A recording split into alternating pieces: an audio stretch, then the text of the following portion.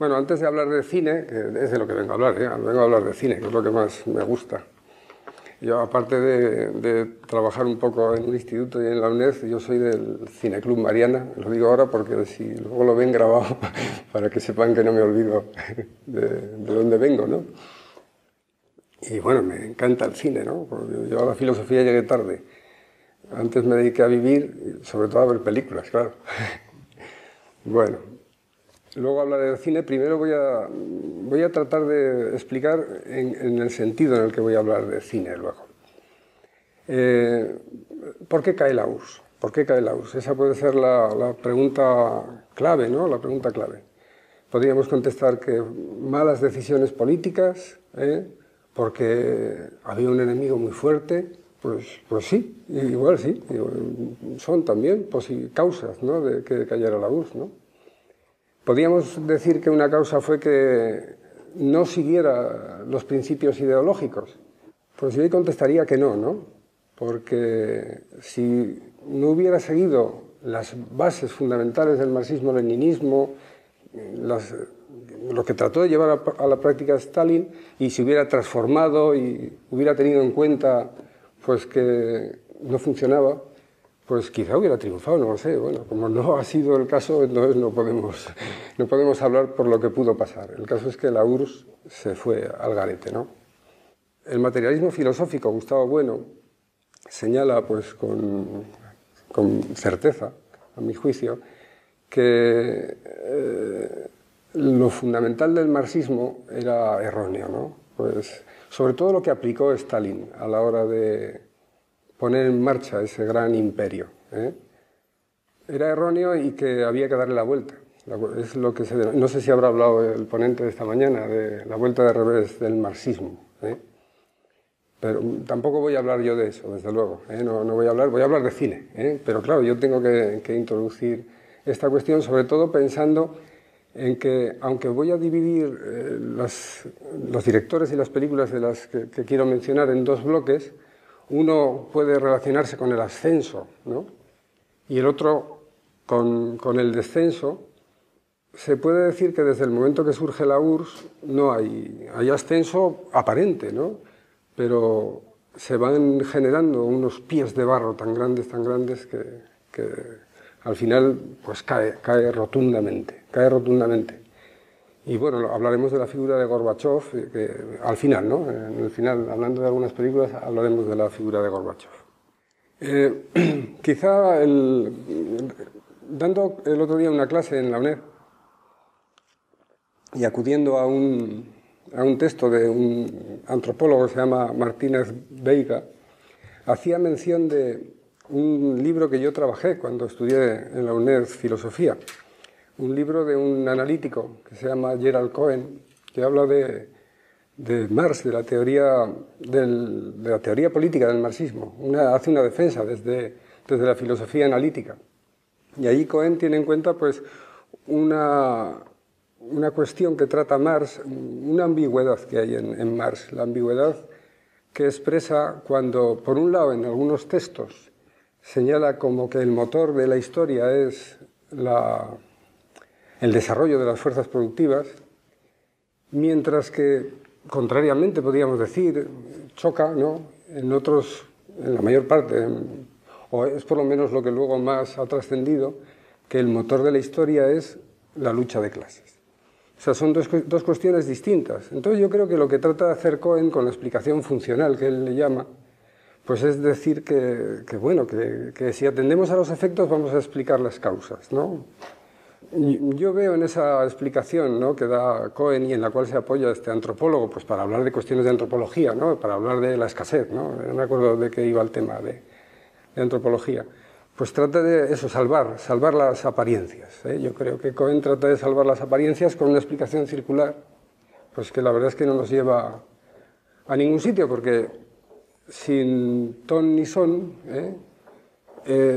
lo que hace con la explicación funcional es reforzar la causalidad, reforzar la consecuencia, ¿no? Una cosa es consecuencia de la otra, y que es lógico que, por ejemplo, Stalin ponga en marcha la tecnologización de la URSS para llevar la URSS desde la Edad Media hasta donde la llevó.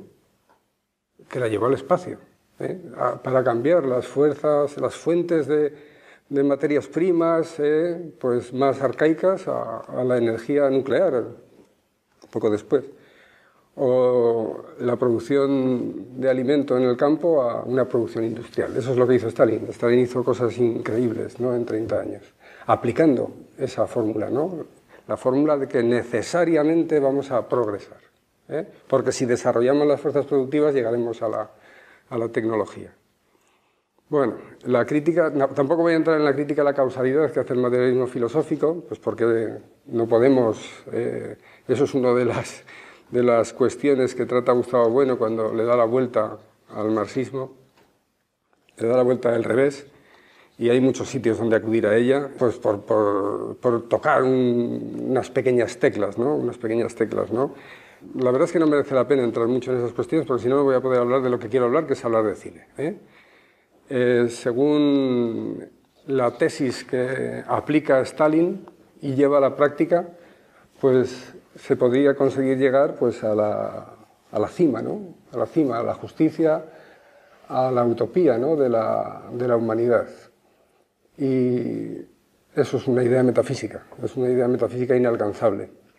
Es más, esa linealidad o esa forma de ver, esa posibilidad, ¿no?, de motor del cambio o del motor de la historia es errónea, porque la lucha de clases no es lo originario. La lucha de clases, dice Gustavo Bueno, no es lo originario, sino que la lucha de clases pues se tiene que dar ya en el marco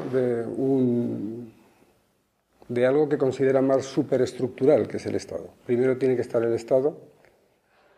No hay un buen salvaje, no hay una serie de señores que se ponen de acuerdo y luego uno le sale rana y se queda con cosas y sale la lucha de clases, sino que, pues no sé, los cromañones empiezan a estar juntos, luego se forman las hordas que se formen, al final surge el que esto es mío y de ahí pues surgirán las normas para defender lo que es mío, que es la propiedad. O sea, esa es la vuelta del revés, Entonces, como el marxismo se fundamenta en lo contrario, en lo que no pasa, pues era normal que se fuera a hacer mangas.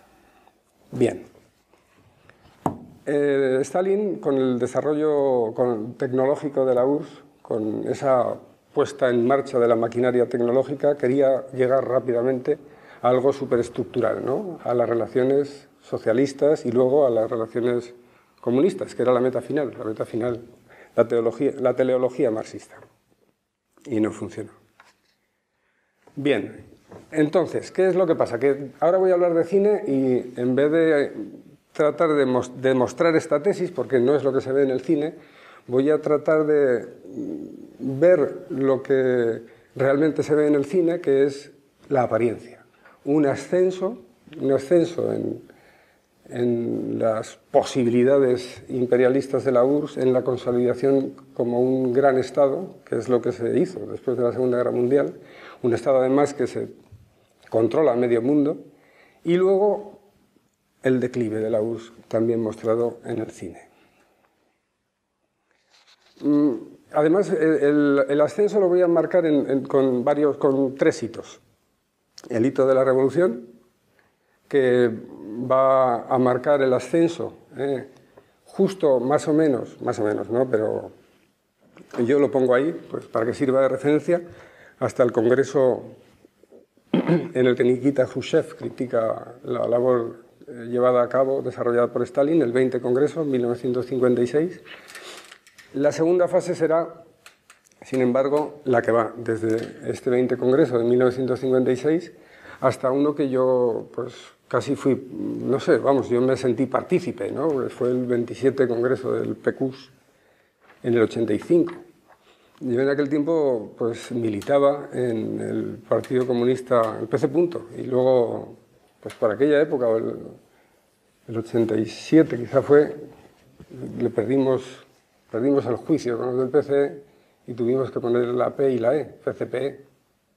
Y además recuerdo que poco después del PQS yo estuve en Berlín una temporada larga, ¿no?, una especie de Erasmus, de estas que organizaban los alemanes, unos cuantos mesecillos. Y bueno, vamos, que estaba ahí metido en el ajo. O sea que el 27 Congreso fue lo viví en carne propia, ¿de acuerdo? También viví en carne propia la caída del muro, porque por entonces los viajes que hice fue a la URSS, y entre el tercero y el cuarto viaje, pues se cayó el muro de Berlín, y me acuerdo que yo pensaba, la última vez que estuve en la URSS, a ver si estos se van a pensar que tengo yo algo de culpa, como estaba yo. Pero bueno, no. No era yo, pero... Bueno. Bien. En este marco quiero empezar a hablaros, pues eso, del cine, bueno, primero de un cine que hemos visto a posteriori, desde luego, ¿no? Que es el cine nace con la URSS. Cuando nace la URSS están haciendo el cine, y es muy importante, además le dan un papel primordial al cine en la URSS, los soviéticos. Lenin, sobre todo, Lenin llega a decir, lo tengo aquí a apuntar, literal, el cine es para nosotros la más importante de todas las artes. En 1917 todavía, pues no sé, las filmaciones que se hacen son filmaciones que es el cine en ciernes, ¿no? El cine, la criatura recién nacida, ¿no? Tiene que empezar a hacerse el cine que afecte, el cine que muestre, el cine que sea ideológico también. Bueno, todo cine es ideológico, aquí no se salva nadie, ¿no? Yo en el cineclub, cuando llevamos películas, pues cuando echamos películas que tienen que ver con ecologistas, se nos llena de ecologistas el cine. Solo van a ver las películas, para reforzarse, digo yo, ¿no? Cuando son películas iraníes, pues los de los derechos humanos, todos, un frente. Mañana echamos el topo. Yo no sé quién vendrá a ver el topo, ¿no? Pero bueno, serán distintos. Cada uno va a reforzarse, yo creo, el cine. Eso siempre, sobre todo desde que el cine se hace instrumento ideológico, que es lo que hacen en esta época. En la URSS el cine nace, y en Estados Unidos, como instrumento ideológico. Sobre todo, aunque sea una gozada, a mí me encanta. Esto es lo que dice Lenin, y hay lo que se denomina la vanguardia soviética. Hay una serie de personajes ahí que nacen todos en la última década del 19, desde el 93 al 98, que son unas figuras claves, ¿no? para el desarrollo de este arte, pero a nivel mundial, no digo, porque podemos decir que lo que hace el cine es el montaje. Entonces el montaje, hay 4 formas de montaje, 2 que no, bueno, que se tienen, desde luego que ahora el cine es cuando más complejo se ha hecho, y desde luego que el expresionismo alemán pues sigue estando presente en muchas filmaciones, también el cine, el montaje francés, el que surge en la segunda década, ¿no? Pero vamos, los más importantes son el americano y el ruso, ¿no? Que nacen a la vez, nacen a la par, ¿no? Los bolcheviques empiezan a dar dinero, ¿no? Pues para que este instrumento pues sirva, ¿no? Para educar a la población. Hay que mostrar lo que se ha hecho, hay que mostrar la revolución al pueblo, ¿no? Hay que mostrarlo, y la mejor forma de mostrarlo es cinematográficamente. Entonces, pues montan un estudio, un laboratorio, se llama laboratorio experimental, y ahí se pone Kudlechov, ¿no? a la cabeza, y Kudlechov empieza a darse cuenta de la importancia del montaje. Luego vendrá Bertov, que también se puede decir que es el primero, ¿no? El primero que empieza a hacer ya montajes. No es lo mismo mostrar imágenes que poner las imágenes de una manera concreta, porque lo que estás haciendo es crear una realidad. No es lo real lo que estás mostrando, como cuando en la televisión enfocas una cámara y a través, como dice, bueno, ¿no? A través de los sólidos, o como hacían los brujos, ¿no? Frotas la bola y sale la imagen, No. El cine, si montas, ya no es la bola de cristal. El cine es las apariencias, estás mostrando lo que quieres que reciban, ¿no? Y esto los rusos lo tienen perfectamente asumido. Sobre todo Bertov y luego Eisenstein, porque Eisenstein es el que monta, aprovechando la teoría marxista, esa forma de montaje que es tremenda, ¿no? Por lo que se hace más famoso que ninguno, ¿no? Eisenstein es el que inventa el montaje dialéctico.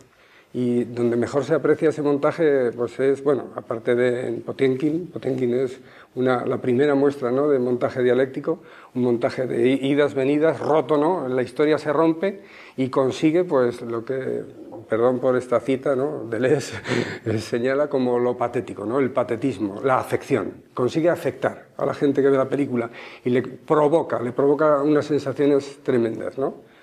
Eso es lo que hace Eisenstein con su montaje dialéctico, ¿no? Pero también Griffith consigue cosas muy parecidas. El montaje de Griffith es el que más se puede ver en el cine. Ahora se rompen, ¿no? Desde Iñárritu, El Topo, por ejemplo, son películas que se rompen. Si habéis visto El Topo, habréis visto que es una película que está totalmente rota, y además va para adelante, para atrás. O sea que le están siguiendo en parte estas rupturas de la historia, ¿no?, que inventaron los rusos. No es expresionismo, es romper la historia. Bueno, Griffith también la rompe, pero para llevarla a una confluencia, ¿no?, a una confluencia. Es lo que se denomina montaje orgánico. Aquí el padre está matando a la hija y lo vemos un rato, el novio va, el padre la mata, menos rato, el novio va, tal, y al final salva al novio. Eso es el cine, el que estamos acostumbrados a ver, ¿no? Bueno, pues los rusos también, hay continuadores de Griffith y hay continuadores, pues, de Bertov y de Eisenstein. Bien, os cuento esto porque a mí me parece muy importante. El montaje surge en la URSS y surge para afectar a los que tienen que ver esto y para educarlos, educar a los nuevos socialistas. ¿Me estoy pasando de tiempo? No, ¿Ya he empezado? 13 minutos. Bien. Bueno, esta primera parte de ascensión, de demostrar, pues, cómo va subiendo la URSS, la voy a romper en trozos, ¿no? Primero voy a hablar de una serie de películas que van a hablar de la justificación de la revolución, que ya no solo de Eisenstein, aunque quería hablar solo de Eisenstein porque es el conocido, quería hablar solo de cineastas conocidos. Luego de la política ideológica, ¿no?, que quería circunscribirla sobre todo al enfrentamiento al opio del pueblo, por así decir. Luego, cómo muestra en el cine, que no puedo hablar de ninguna película porque es algo interno, ¿no?, la factura maquiavélica, digo, de un Estado, ¿no?, los gulags y las purgas de Stalin. Luego, la Gran Guerra Patria. Y por último, pues, la política, cómo muestra el cine la política económica de Stalin, que son los 5 momentos claves de la ascensión de la URSS, de la ascensión, la consolidación como un imperio, como el imperio que fue, el imperio que estaban asustados, ¿no?, Churchill y Roosevelt, Truman, cuando acabó la Segunda Guerra Mundial, y durante mucho tiempo. La justificación de la revolución, hay varias películas de los autores que antes he inventado, de Dovzhenko, de Pudovkin, ¿no?, contándonos la revolución y contándonos, pues, hechos de la revolución. Pudovkin nos habla de la revolución en San Petersburgo, en Dovzhenko en Ucrania, y Eisenstein nos cuenta lo que pasó en Odessa, ¿verdad?, en el acorazado Potiomkin. Y también en el año 24 hace La huelga. La huelga todavía no nos cuenta la película con el nuevo montaje que ha inventado, y es a partir de la huelga del 24 al 25 cuando conforma su forma narrativa poderosa y potente. Luego volveremos a ver esa misma forma de expresión de Eisenstein en otra de sus películas que más se han visto, que es Octubre, ¿no?, que ahí nos cuenta, pues, la toma del Palacio de Invierno. Seguimos con Eisenstein. En este periodo, pues, Eisenstein es el protagonista, el más famoso de los directores rusos de aquella época. Stalin, ya sabéis que, muerto Lenin en 1924, pues llega al poder en breve, en poco tiempo, pues consigue hacerse con el aparato Stalin. No vamos a entrar aquí en cómo lo hace ni en cómo no lo hace. El caso es que Stalin va a ser durante casi 30 años la figura más importante, ¿no?, de la URSS, no del partido. Ya era secretario general del partido antes, cuando Lenin estaba vivo, pero es el jefe de la URSS durante mucho tiempo y el jefe de todos los comunistas del mundo durante mucho tiempo. La política ideológica, solo me ciño al enfrentamiento con la Iglesia, ¿no? Stalin, pues, está convencido de que la Iglesia es, como había dicho Marx, el opio del pueblo. ¿Y cómo destroza Stalin el opio del pueblo? Pues mediante la propaganda, por supuesto. Y una de las formas de propaganda, la más importante, como ya había dicho su antecesor y su padre político, Lenin, pues el cine es la más importante. Además, el cine, ¿qué va a hacer? Aparte de tirar por tierra, ¿no?, la moral ortodoxa, cristiana, ortodoxa, va a transformar, ¿no?, lo que es considerado bueno. ¿Y qué podemos considerar como bueno en esta nueva relación social de fuerzas? Pues la conciencia de clase. Hay que hacer conciencia de clase. Hay que hacer conciencia de clase. Los obreros tienen que tener una serie de... Ahora diríamos valores. La palabra clave será valores, ¿no?, desde hace 30 o 40 años. Hay que generar unos nuevos valores, ¿no?, aunque esto es totalmente... Bueno, en aquella época sí se hablaba de valores, pero ya sabéis que como los nazis también hablaban mucho de valores y tal, perdió un prestigio ese término. Pero bueno, tampoco hemos recuperado virtud y volvimos a recuperar valores. O sea que nos quedamos con el término valor.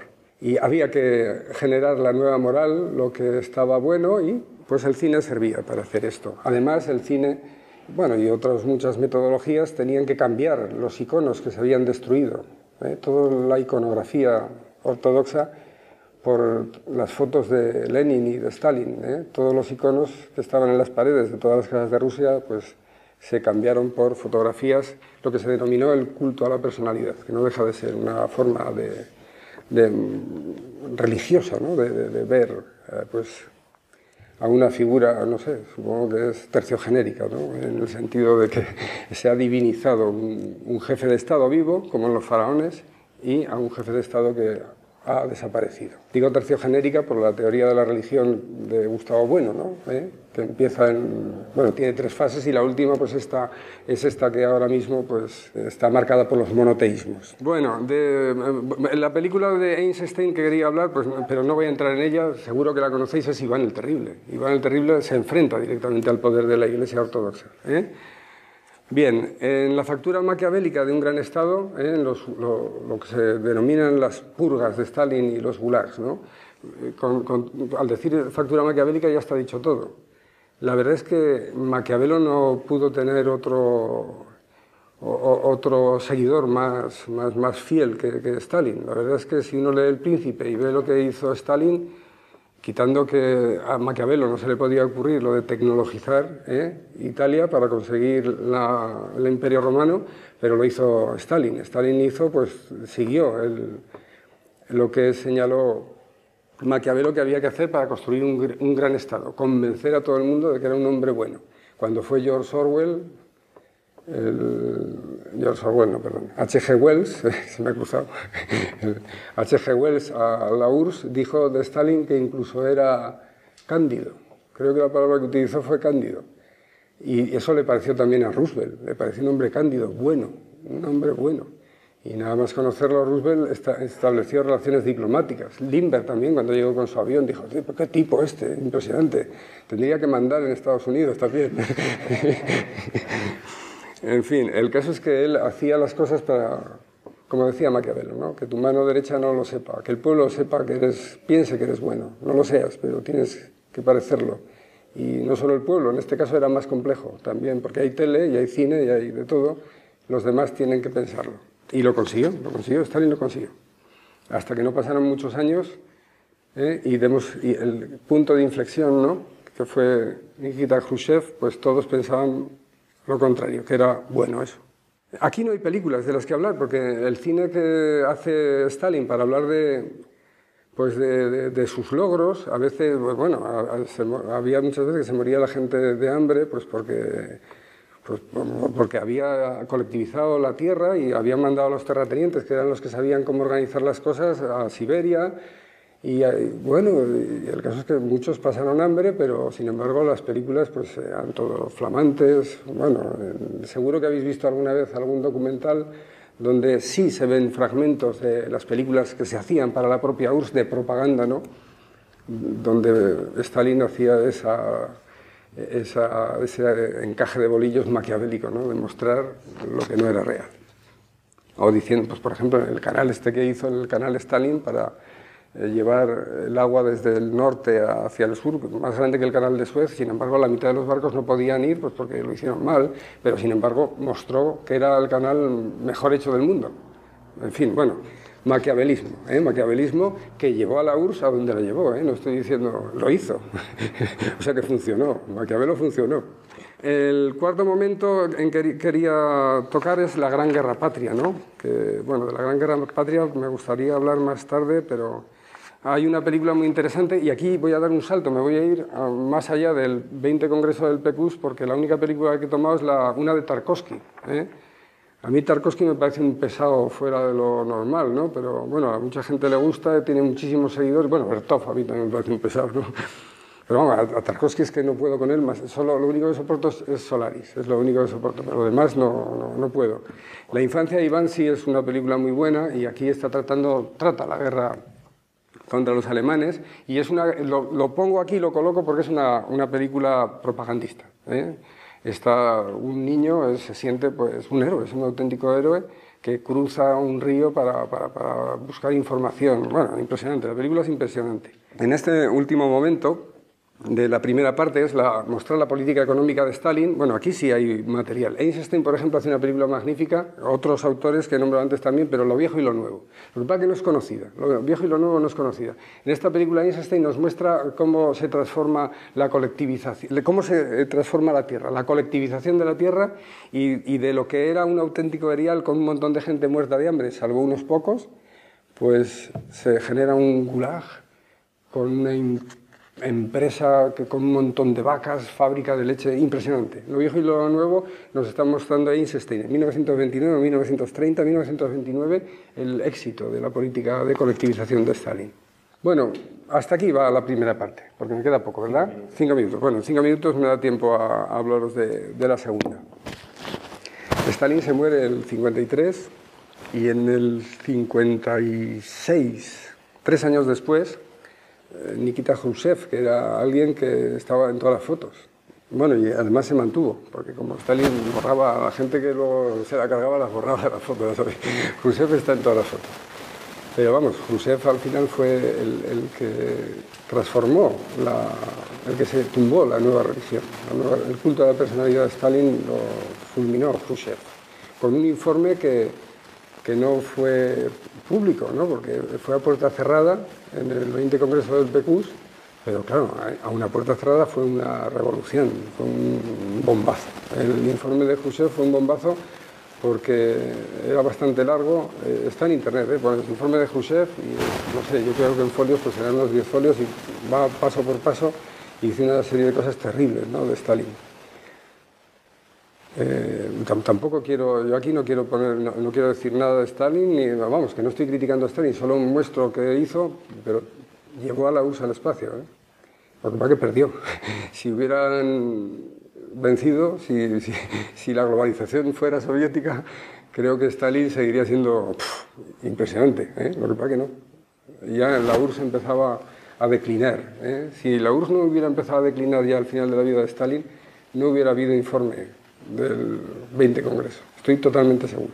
Bueno, el fiasco del socialismo soviético como fin de la historia y su narración cinematográfica. Bueno, aquí ya no voy a hablar de Nautov solo, aquí ya voy a hablar de distintas películas con distintos autores. Y son las películas que se vieron en Europa pues, en los años 60, 70, 80, hasta ahora. Durante 50 años han estado viendo películas que nos han estado mostrando pues, que la URSS no pudo llevar adelante su proyecto, ¿no?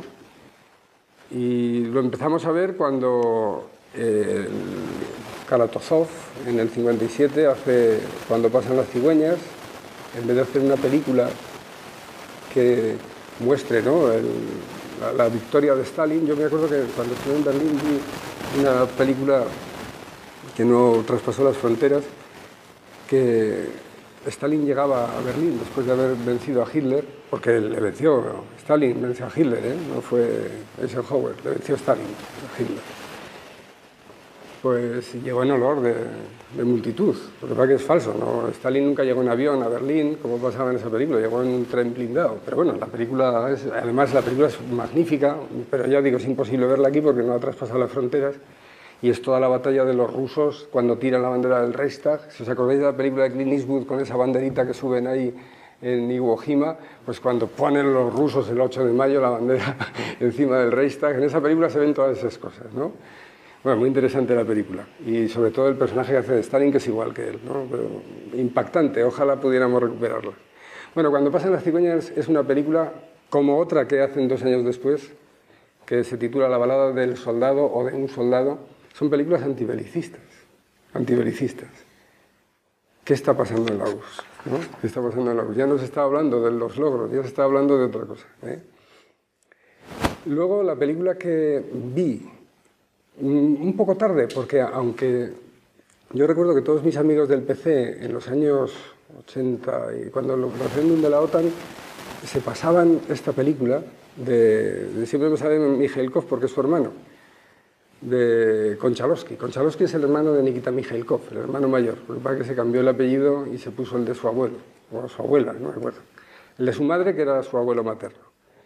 Entonces hizo Siberiada, y la película Siberiada estaba en dos vídeos, pasaba de mano en mano entre los conocidos del PC como si fuera el libro rojo de Mao. Era una cosa, sucedió con esa película un fenómeno de lo más particular, ¿no? Y la verdad es que era una película muy interesante. Además tocaba cuestiones que tienen que ver mucho con ese determinismo. Si alguno de vosotros la habéis visto, si recordáis ese anciano que sigue siendo anciano, aunque pasan 3 generaciones y el anciano sigue siendo igual de anciano, ¿no? Y va cortando abedules y pinos, enfocando la estrella a la que hay que llegar, ¿no? Donde estarán según los marcianos, que son igual de socialistas que los terrestres, ¿no? Porque como el mundo nos va a llegar inexorablemente al mismo desarrollo, pues seguro que en las estrellas pues también habrá pasado lo mismo que aquí, ¿no? Entonces déjame 3 minutos por lo menos. Entonces este hombre pues estaba marcando ahí. También muestra Siberiada, pues eso, un espíritu muy ecologista, ¿no? Y muy mágico. Luego este hombre, el Konchalovsky, se hace panteísta, es normal, ¿eh? Yo creo que todo ese pacifismo, bueno, ese ecologismo que hay en la película, pues, vamos, que es lo que le ha pasado un poco a los del PC, que se han hecho todos ecologistas, ¿eh? Es una especie de... Yo todos los amigos que tengo del PC ahora son ecologistas, entonces eso ya estaba en la película, en esta película de Siberiada, yo creo que por eso debió de gustar. Bueno, de Solaris no voy a decir nada, aunque es una pena. Bueno, sí, voy a decir. Solaris es muy interesante porque solo una cosilla, me encanta. Es de Tarkovsky, pero me encanta. Y cuenta lo que cuenta Lem. Y Lem está contando una cuestión que va más allá del aristotelismo, perdonadme que ahora me meta con la filosofía, ¿no? Pero Solaris es Dios. Solaris es Dios. Es un planeta, pero es Dios. Es un Dios uno, simple, y allí van los seres que son múltiples, a relacionarse con el uno. Y las relaciones del uno con los múltiples son interesantísimas. Si habéis leído Solaris de Lem o habéis visto la película, a mí me parece interesantísimo. Claro, es poco aristotélico porque el Dios uno nunca se relacionaría con lo múltiple, pasaría de él, ¿no? Pero en este caso se acerca un poco a lo cristiano porque sí se relaciona. Trata de ver, de entenderlo. Lo uno trata de entender a los múltiples. Bueno, a mí me encanta esa película, me encanta, me vuelve, vamos, hablo mucho de ella. Luego cuando llevó la novela de los Strugatsky, la de Picnic extraterrestre, hizo Stalker, es una bazofia auténtica, ¿no?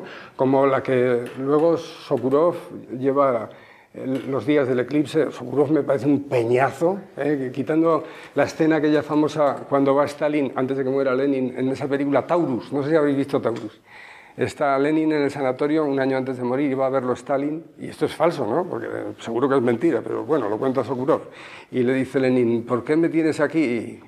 Bueno, me parece una basura, una bazofia, ¿no? Porque no nos mandaba todavía Stalin, me parece que lo hace mal Sokurov. A mí Sokurov no me gusta, perdonad que me muestre así de claro. Bueno, luego de Moscú no cree en las lágrimas, 1979, Oscar a la mejor película, y ahí nos están mostrando una imagen de los soviéticos absolutamente humana.